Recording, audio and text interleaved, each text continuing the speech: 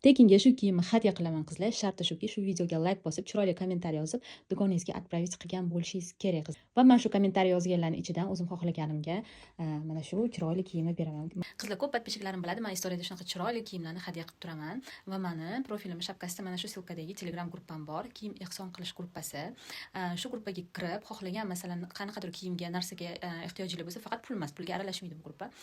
Nima kiyimga, nima buyumga ehtiyojinglar bo'lsa, gruppaga kirib so'rashinglar mumkin. Qizlarda bo'lsa berishadi yoki uyingizda kiyilmayotgan, holati juda ham chiroyli bo'lgan, o'zingizga ravo ko'radigan, masalan, dog' bo'lib ketmagan, yirtilib ketmagan, lekin kiyilgan bo'lsa ham bo'ladi.